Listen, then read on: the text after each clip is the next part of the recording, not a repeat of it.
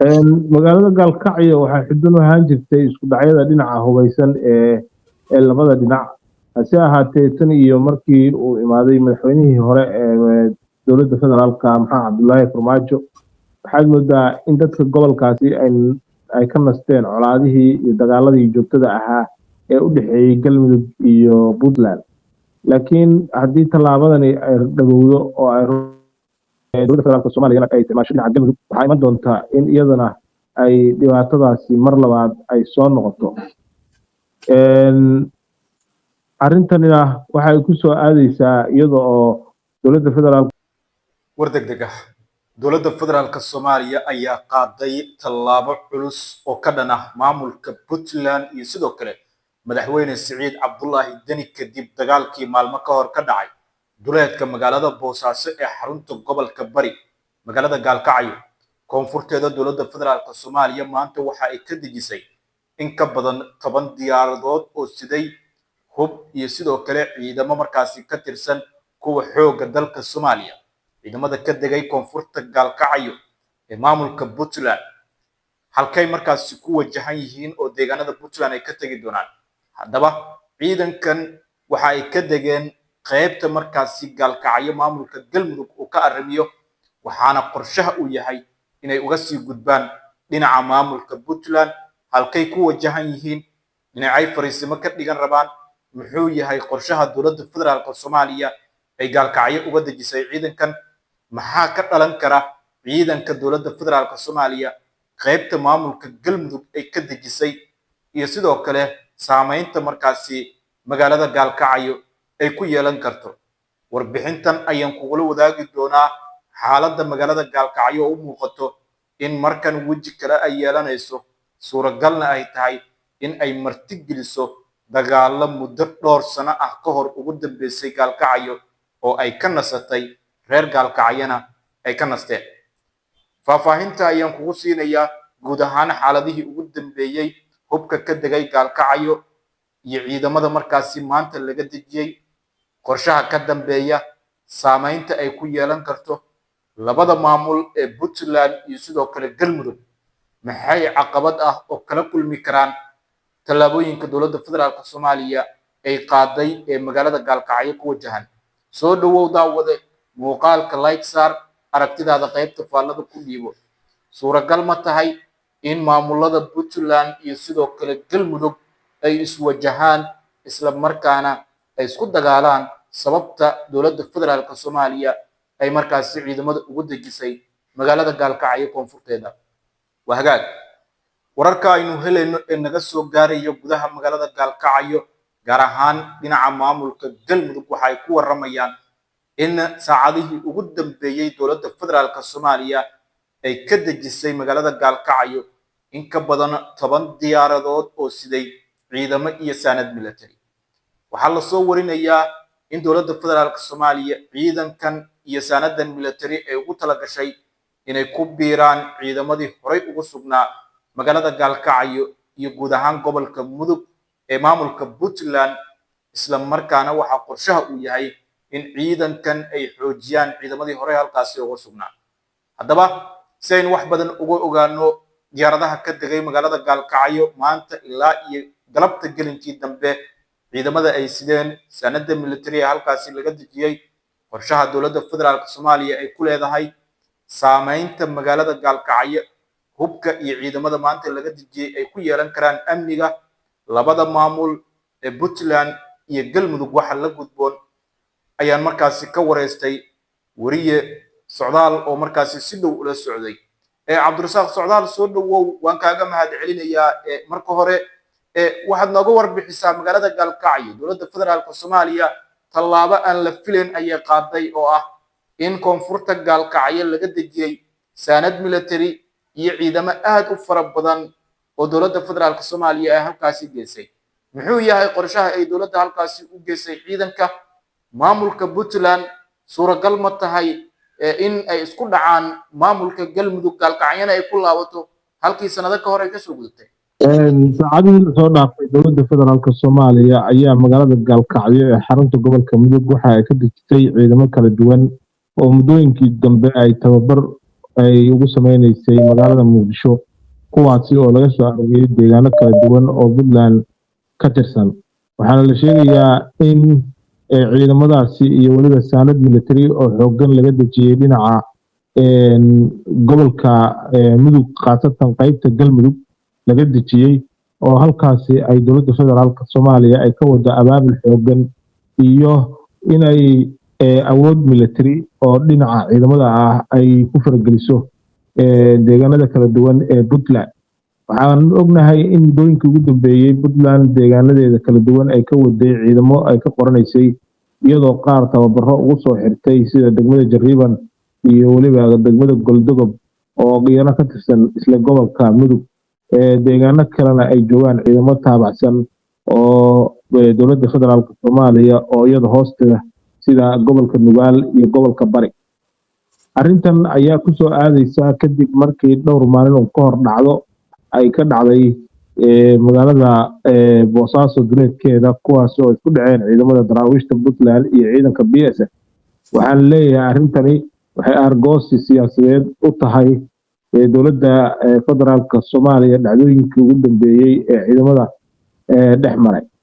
dowladda Puntland waa ay la socotaa xaaladda iyo waliba marxaladan adag ee hadda lagu jiro waxayna si gaar ah ay ugu socotaa il gaar ah dhaqdhaqaaqyada ciidan ee dowladda federaalka Soomaaliya ay ka wado deegaanadeeda hase ahaatee waxaa la sheegayaa in saacadihii ugu dambeeyay ciidamo kala duwan oo aad u tiro badan iyadoo qudheeda ay ka soo qaaday gobollo kala duwan oo ka tirsan dhinaca Puntland lana keenay magaalada Gaalkacyo oo haddii ay wax ka dhacaan gudaha magaalada Gaalkacyo ay isu diyaarisay sidii ay uga hortagi lahayd tallaabana ay u qaadi lahayd oo u soo afjari lahayd arrintanina waxay sare u sii qaadaysaa xasilooni darrada iyo xiisadda siyaasadeed ee muddooyinkii ugu dambeeyay ka jirtay deegaanada Puntland ee kala duwan waa gartay waxaad sheegtay in dowladda federaalka Soomaaliya ciidamo ay ka dejisay ilaa hadda ma jirtaa tiro markaasi rasmi ah oo gaadiidka dagaal ee dowladda federaalka Soomaaliya ay magaalada Gaalkacyo ka dejisay halkayse ku sugan yihiin ma dhinaca Puntland ayay u gudbeen mise weli dhinaca Galmudug ayay ku sugan yihiin sida ay wararku sheegayaan ciidamada waa ciidamo tiro badan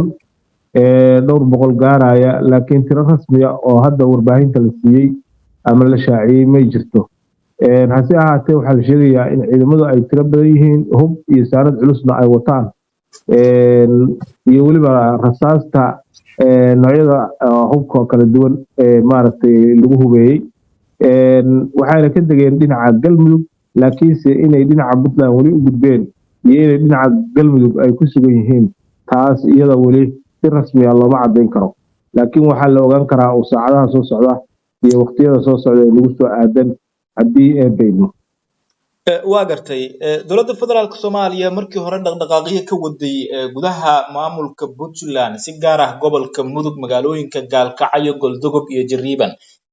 in ciidamo laga dejiyo magaalada Gaalkacyo gaar ahaan dhinaca maamulka Galmudug maxay ka dhigan tahay Puntland maxay tahay tallaabada suuragalka ah ay qaadi karto magaalada Gaalkacyo suuragal ma tahay in dagaal uu ka qarxo isla markaana maamulada Puntland iyo Galmudug iyagana ay isku dhacaan maadaama maamulka Puntland halka loo soo marayo ay tahay oo ciidanka iyo saanadaba la soo marinayo dhinaca maamulka Galmudug magaalada Gaalkacyo waxay xudun ahaan jirtay isku dhacyada dhinaca hubeysan ee labada dhinac hase ahaatee tan iyo markii uu imaaday madaxweynihii hore ee dowladda federaalka Maxamed Cabdullaahi Farmaajo waxaad moodaa in dadka gobolkaasi ay ka nasteen colaadihii iyo dagaaladii joogtada ahaa ee u dhaxeeyay Galmudug iyo Puntland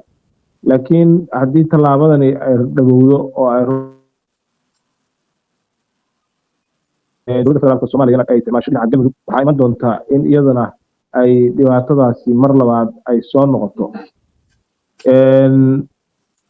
arrintanina waxay ku soo aadaysaa iyada oo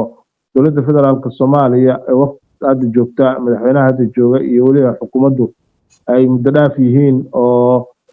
muddo xileedkeedii u dhamaaday hay-aduhuna ay yihiin hay-adaha xilgaarsiin ah hase ahaatee ciidamadan waxaa loo adeegsanayaa dad siyaasadeed oo la doonayo Puntland laga leeyahay muddooyinkii ugu dambeeyey dhaqdhaqaaqyo xooggan iyo xiisado siyaasadeed ayaa ka jiray dhinaca Puntland oo u dhexeeya federaalka iyo dowladda Puntland. Laakiin waxaa la islahaa xaaladuhu waa ay degeen oo maaragtay arrintu maaragtay sidoo hore ma aha. laakiin xogaha waxa ay sheegayaan in ay weli dowladda federaalka Soomaaliya ay raadinayso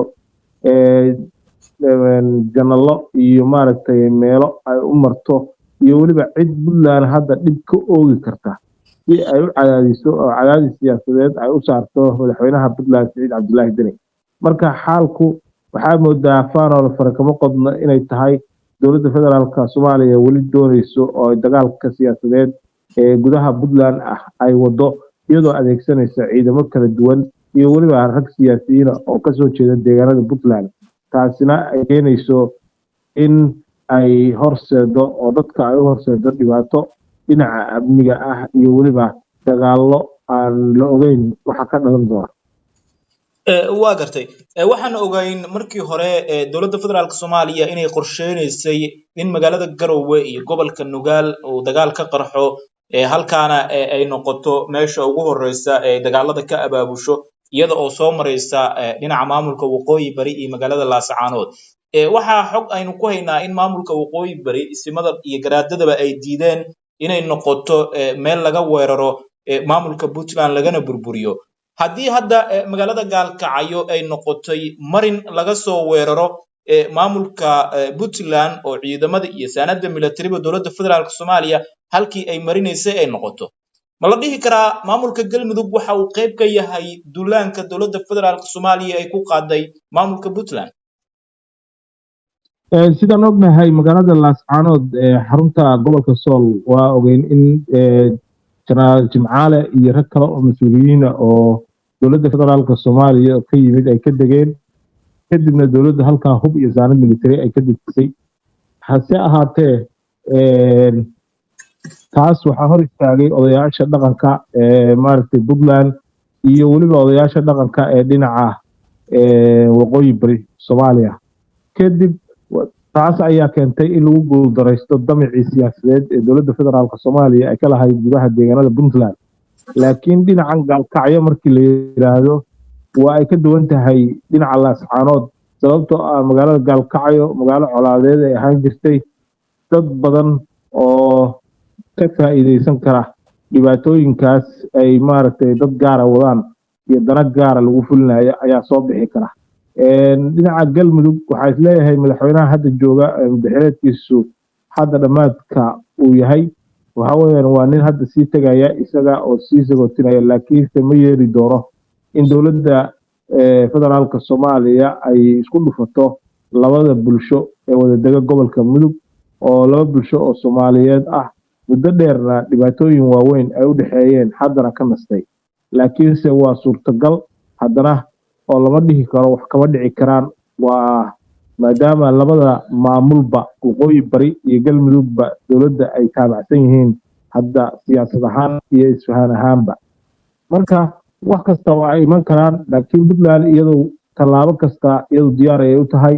inay ka hortagto halkii ay joogaan ay kaga jawaabto deegaanadeedana hadda si buuxda ay amnigooda gacanta ay ugu haysaa.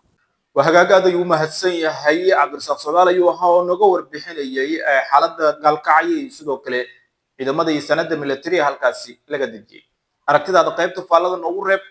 بوتلان محل جدبون طلابا نوعها هي خرطة لو لقى بهاي هنا قادو